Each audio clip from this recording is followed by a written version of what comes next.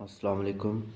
आज का टॉपिक है बॉल एंड बाउल सिस्टम और दूसरा motion of a simple pendulum. Previous topic में आपने सीखा था सिंपल हार्मोनिक मोशन, जो कि टाइप है एक वाइब्रेटरी मोशन की, जिसमें कंडीशन सेटिस्फाई होनी चाहिए कि एक्सलेशन जो है वो मीन पोजीशन से जो डिस्प्लेसमेंट एक्स है उसके डायरेक्टली प्रोपोर्शनल हो। तो इस तरह की vibratory motion simple harmonic motion कहलाती है। तो उसमें आपने वो मैस स्प्रिंग सिस्टम की एग्जांपल के साथ सीखा। तो ये जो दो एग्जांपल्स हैं बॉल एंड बाउल सिस्टम और motion of a simple pendulum, तो ये भी एग्जांपल हैं सिंपल हार्मोनिक मोशन की। तो ये यहाँ पर बुक में फिगर बनी हुई है, ये मैंने क्लियर करके वैसे बना ली है कॉपी में, तो इसको एक्सप्लेन करना है। और दूसरा ये जो क्वेश्चन है ये पैराग्राफ की शक्ल में ही लिखा जाएगा। ये ऐसे टाइप क्वेश्चन है, मतलब इसके अंदर हेडिंग्स नहीं है ज़्यादा। तो स्टार्ट करते हैं। ये एक बाउल नज़र आ रहा है और इसके अंदर ये बॉल है। ये तीन डिफरेंट पोजीशंस पर शो की गई हैं। तो पहले जो इस सेंट्रल पोजीशन है जिसको हम मीन पोजीशन बोलते हैं, तो यहाँ पर देखते हैं। यहाँ पर जो इस पर लगने वाली फोर्सेस हैं वो हमने देखनी है कि क्या फोर्स एक्ट कर रही है, कौन कितनी फोर्स एक्ट कर रही है। तो यहाँ पर जो बॉल है इसका वेट जो है ये डाउनवर्ड एक्ट कर रहा है, जबकि ये बॉल का जो नॉर्मल रिएक्शन है न्यूटन थर्ड लॉ के मुताबिक एक्शन का क्या होगा, रिएक्शन। तो ये जो रिएक्शन है ये अपवर्ड एक्ट कर रहा है, तो उसको आर से रिप्रेजेंट किया गया है। तो वेट और ये जो नॉर्मल रिएक्शन है, एक्शन और रिएक्शन, ये क्या है, इक्वल, जो दोनों एक दूसरे को कैंसिल कर देते हैं। तो बॉल अपनी रेस्ट पोजीशन पर ही रहती है, इक्विलिब्रियम पोजीशन पर। तो इस मेन पोजीशन पर इस पर नेट फोर्स क्या है, ज़ीरो। अगर आप इसको यहाँ से इस पोजीशन ए पर, इसको ए का नाम दिया है, इस पोजीशन को ओ का नाम दिया है, यहाँ तक डिस्प्लेस करें तो यहाँ पर आप देखेंगे कि नेट फोर्स इस पर एक्ट करेगी, ग्रेविटी का फैक्टर एक्ट करेगा जो वापस इसको इसकी मीन पोजीशन पर लाने की कोशिश करेगा। तो इस पोजीशन पर ए पर इस पर जो है वो नेट फोर्स ज़ीरो नहीं है, बल्कि नेट फोर्स एक्ट कर रही है जो इसको मीन पोजीशन की तरफ दोबारा से लाने की कोशिश करती है। तो ये बॉल जो है ये नेट फोर्स के अंडर मीन पोजीशन की तरफ मूव करेगी।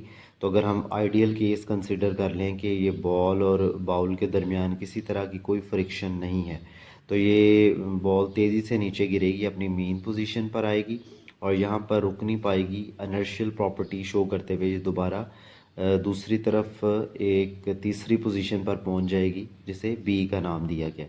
जब बॉल यहाँ पर पहुँचेगी तो फिर दोबारा क्या है कि ये जो रेस्टोरिंग फोर्स है जो इसको रेस्टोर कर रही है, जो कि मैंने बताया ग्रेविटी का फैक्टर है, वो इसको दोबारा मेन पोजीशन की तरफ डिस्प्लेस करने की कोशिश करेगा और बॉल दोबारा मूव करेगी मेन पोजीशन की तरफ। तो इनर्शिया की वजह से यहाँ नहीं रुक पाएगी, तो दोबारा किस पोजीशन पर चली जाएगी, ए पर।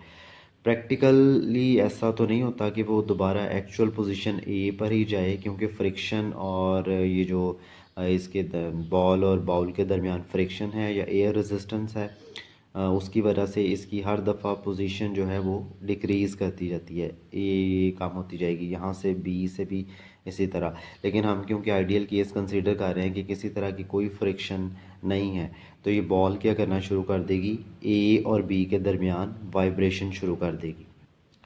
तो ये जो बॉल की बाउल के अंदर जो मोशन है ये भी एक तरह से वाइब्रेटरी मोशन की एग्जांपल है। दूसरा अब हमने ये देखना है कि इसमें जो एक्सलेशन है वो मीन पोजीशन से जो डिस्प्लेसमेंट जिसको हम एक्स कहते हैं, यहाँ से पे ये मीन पोजीशन है, ये दो क्या हैं, एक्सट्रीम पोजीशन। तो यहाँ से यहाँ तक का जो डिस्टेंस है ये इसका डिस्प्लेसमेंट एक्स, जिसे हमने कहा था मैस स्प्रिंग सिस्टम में। तो जो एक्सलेशन है वो मीन पोजीशन से डिस्प्लेसमेंट एक्स के डायरेक्टली प्रोपोर्शनल हो, तो इस तरह की vibratory motion simple harmonic motion कहलाती है। तो इसमें आप देखें कि इस पोजीशन पर जो है फोर्स है वो मीन पोजीशन पर वो क्या है, ज़ीरो। तो अगर फोर्स ज़ीरो है तो न्यूटन सेकंड लॉ के मुताबिक एक्सलेशन भी क्या होगा, ज़ीरो। तो जैसे आप इसको यहाँ से थोड़ा सा डिस्प्लेस करते हैं तो अब नेट फोर्स की वैल्यू होगी समथिंग।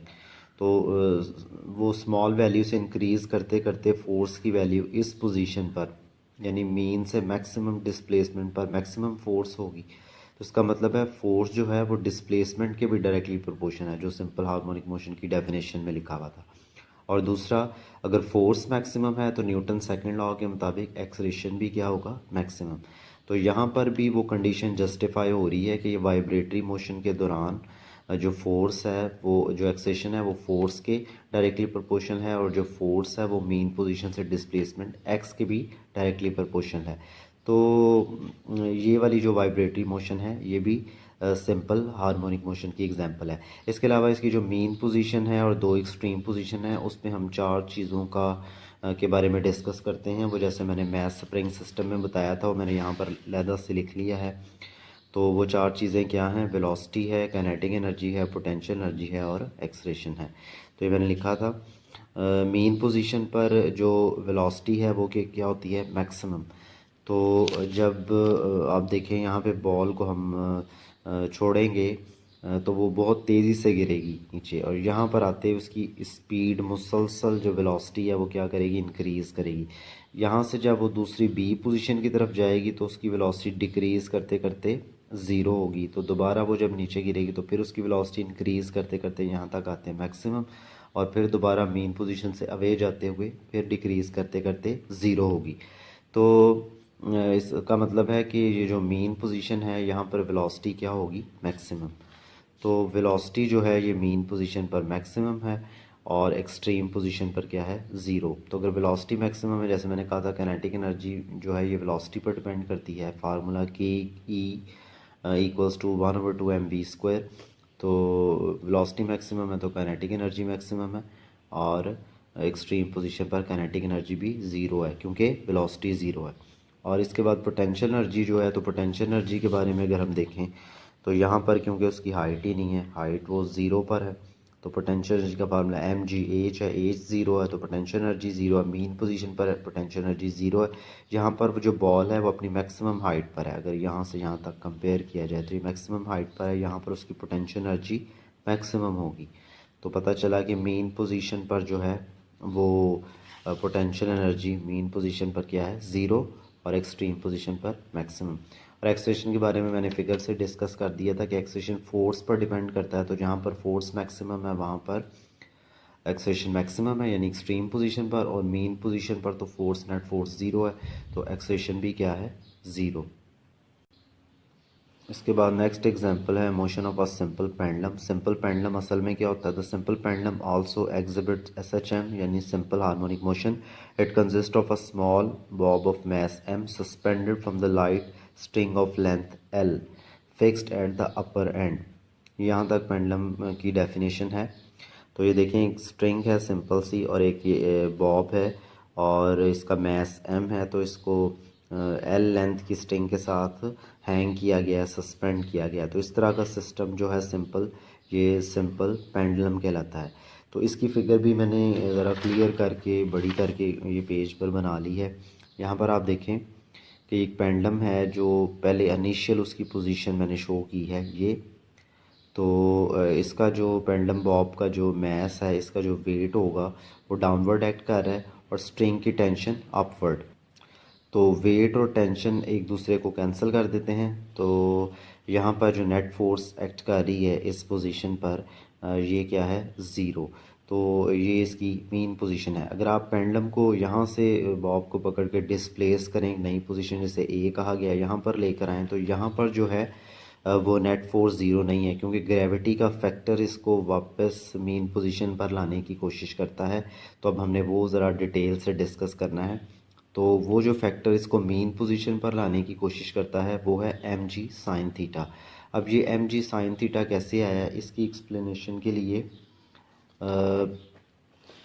9th क्लास का एक टॉपिक है जो कि आपने पढ़ा था चैप्टर नंबर 4 में। एक्स कंपोनेंट एफ एक्स से रिप्रेजेंट करते हैं और ये होता है एफ कॉस थीटा के, और F X equals to F, क्योंकि यहाँ पर जो फोर्स लग रही है वो वेट के इक्वल है। Force equals to weight and weight equals to M G. तो एफ को एम जी से रिप्लेस कर दें तो एफ एक्स कंपोनेंट क्या बनेगा, एम जी कॉस थीटा इसी तरह एफ वाई कंपोनेंट बनेगा एम जी साइन थीटा। अब ये देखना है कि कौन सा एक्स कंपोनेंट है और कौन सा वाई कंपोनेंट है। इसको देखने के लिए कि ये साइन थीटा है और ये कॉस थीटा कंपोनेंट है तो ये कैसे है, तो हम ये जो फिगर है पेंडुलम की, इसकी मेन पोजीशन बनाई हुई है और एक एक्सट्रीम पोजीशन मैंने शो की है, तो इसको एक ट्रायंगल के ज़रिए शो कर देते हैं। तो ये मैंने ट्रायंगल बनाई हुई है, डॉटेड लाइन आपको नज़र आ रही है। ये एक साइड ये और ये साइड, ये वाली साइड हाइपोटेनस है और ये थीटा के सामने वाली साइड परपेंडिकुलर होती है। एंगल को रिप्रेजेंट करते हैं थीटा से, क्योंकि पेंडुलम पहले इस पोजीशन पर था तो आपने इसको जब डिस्प्लेस किया तो ये एंगल थीटा मूव किया है, ये यहाँ से यूँ थीटा एंगल। तो ये थीटा जो एंगल है ट्रायंगल का, इसके सामने वाली ऑपोजिट साइड को परपेंडिकुलर बोलते हैं। तो परपेंडिकुलर के लिए कंपोनेंट क्या आएगा, एम जी साइन थीटा। और इसी तरह ये वाली साइड बेस है तो इसके लिए कंपोनेंट आएगा एम जी कॉस थीटा। तो अगर हम देखें इसके पहले बेस वाले कंपोनेंट को, तो टेंशन किस तरफ एक्ट कर रही है, इस डायरेक्शन में, और इसका बेस कंपोनेंट जो एम जी कॉस है वो डाउनवर्ड डायरेक्शन में। तो एम जी कॉस थीटा और टेंशन जो है ये एक दूसरे को कैंसिल आउट कर देते हैं, तो पेंडुलम इस डायरेक्शन में मूव नहीं करता बल्कि पेंडुलम इस डायरेक्शन में मूव करता है। तो ये वाला जो कंपोनेंट है एम जी साइन थीटा, ये एज रेस्टोरिंग फोर्स, इसको रेस्टोर करता है मेन पोजीशन पर, तो ये एक्ट करता है। तो इसकी रेस्टोरिंग फोर्स के लिए एम जी साइन थीटा है। तो इसका भी जो मुख्तलिफ पोजीशन पर है वो जो हम चार चीज़ें डिस्कस करते हैं, वेलोसिटीज, एक्सेलरेशन और पोटेंशियल एनर्जी और काइनेटिक एनर्जी, तो वो सेम है जैसे बॉल एंड बाउल सिस्टम का है कि मेन पोजीशन पर सपोज करते हैं कि ये वाइब्रेट करता जा रहा है, तो मेन पोजीशन पर क्योंकि नेट फोर्स ज़ीरो है तो इसका मतलब है एक्सेलरेशन भी क्या होगा, ज़ीरो। यहाँ पर नेट फोर्स मैक्सिमम है क्योंकि मैक्सिमम डिस्टेंस पर है, तो यहाँ पर जो उसकी फोर्स है वो मैक्सिमम होगी तो एक्सेलरेशन भी मैक्सिमम होगा। इसके अलावा जो पोटेंशियल एनर्जी है उसको देखा जाए तो यहाँ पर हाइट ज़ीरो है तो पोटेंशियल एनर्जी ज़ीरो है, यहाँ पर हाइट मैक्सिमम है तो पोटेंशियल एनर्जी भी मैक्सिमम है।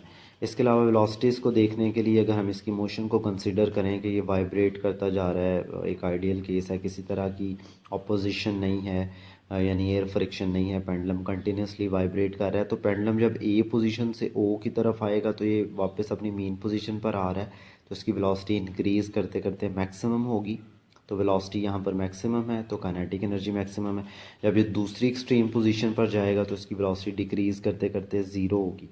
तो यहाँ पर ज़ीरो होने की वजह से वेलोसिटी काइनेटिक एनर्जी भी ज़ीरो होगी। जब वो दोबारा वापस आएगा अपनी मेन पोजीशन पे फिर यहाँ तक पहुँचते उसकी वेलोसिटी मैक्सिमम होगी, तो काइनेटिक एनर्जी मैक्सिमम और वेलोसिटी भी मैक्सिमम और काइनेटिक एनर्जी ज़ीरो और वेलोसिटी भी ज़ीरो। इसके अलावा ये टॉपिक जो है इसमें पहले तो मैंने बताया जैसे कि हेडिंग है, डेफिनेशन है यहाँ तक, इसके बाद एक्सप्लेनेशन है, ये M G cos theta sine theta के बारे में बताया हुआ जिसकी मैंने एक्सप्लेनेशन दे दी है, ये आप अपनी वर्डिंग में लिख सकते हैं। और ये लास्ट में इसका फार्मूला है टाइम पीरियड का जो कि है टी इक्वल्स टू 2π√L/g। तो टाइम पीरियड होता है कि पेंडुलम एक कंप्लीट वाइब्रेशन में जो टाइम लेता है तो वो फाइंड करने का। इसमें हमें पेंडुलम की लेंथ रिक्वायर्ड है और G gravity, acceleration due to gravity जिसकी वैल्यू 10 है, आपको पता है। ये कुछ टर्म्स एसोसिएटेड हैं नेक्स्ट पेज पर, ये बहुत इंपॉर्टेंट शॉर्ट क्वेश्चन हैं, ये भी देख लें। वाइब्रेशन, टाइम पीरियड, फ्रीक्वेंसी और एम्पलीट्यूड। तो कोई भी वाइब्रेटिंग बॉडी जिस पॉइंट से स्टार्ट होती है पूरा ट्रिप करने के बाद, राउंड ट्रिप के बाद उसी पॉइंट पर वापस आ जाए तो ये कंप्लीट वाइब्रेशन कहलाता है। One complete round trip of a vibrating body about its main position is called one vibration। तो अगर पेंडुलम की एग्जांपल हम देखें तो पेंडुलम अगर फ़र्ज़ किया ए से स्टार्ट हुआ है तो ये पूरा बी पर जाएगा फिर दोबारा ए पर आएगा, तो ये वन वाइब्रेशन है। इसी तरह आप बाउल सिस्टम में बॉल की एग्जांपल लें तो बॉल अगर इस पोजीशन से स्टार्ट होती है तो यहाँ से बी पर जाकर दोबारा वापस ए पर आएगी, तो ये वन वाइब्रेशन है। तो वन कंप्लीट राउंड ट्रिप को वन वाइब्रेशन कहते हैं। इसके अलावा वन कंप्लीट वाइब्रेशन में जो टाइम रिक्वायर्ड होता है वो टाइम पीरियड कहलाता है। तो ये लिखा हुआ है the time taken by vibrating body to complete one vibration is called time period. इसको कैपिटल टी से रिप्रेजेंट किया जाता है। थर्ड टर्म है frequency, the number of vibration और साइकिल। वाइब्रेशन को साइकिल भी कहते हैं, चक्कर उसके जो हैं। Of a vibrating body in 1 second. 1 second में जो वाइब्रेशंस हैं या साइकिल्स हैं इनको फ्रिक्वेंसी कहा जाता है। यानी अगर एक ऑब्जेक्ट जो है वो 1 सेकेंड में 2 दफ़ा वाइब्रेट करता है तो उसकी फ्रिक्वेंसी 2 होगी। और 10 टाइम वाइब्रेट करता है, 10 राउंड ट्रिप कंप्लीट करता है तो 10 होगी फ्रिक्वेंसी। तो ये फ्रिक्वेंसी को स्मॉल एफ से रिप्रेजेंट करते हैं, तो ये टाइम पीरियड का रेसिप्रोकल होती उलट है। और इसका यूनिट हर्ट्ज़ है। इसके बाद थर्ड लास्ट है फोर्थ एम्पलीट्यूड। तो ये जो एम्पलीट्यूड है ये डिस्टेंस होता है मीन और एक्सट्रीम पोजीशन के दरमियान। The maximum displacement of the vibrating body on either side of the mean position, क्योंकि एक्सट्रीम पोजीशन दोनों तरफ है, मीन पोजीशन के लेफ़्ट साइड पर भी है, राइट साइड पर भी है। तो ये जो डिस्टेंस है या तो आप लेफ़्ट साइड पर देख लें या राइट साइड पर, तो ये डिस्टेंस है मीन से एक्सट्रीम पोजीशन का। तो इस केस में यहाँ से यहाँ तक का डिस्टेंस या यहाँ से यहाँ तक का डिस्टेंस एम्पलीट्यूड कहलाता है। पेंडुलम के केस में भी इसी तरह यहाँ से यहाँ तक का ये जो डिस्टेंस है, डिस्प्लेसमेंट है, ये क्या कहलाता है? एम्पलीट्यूड।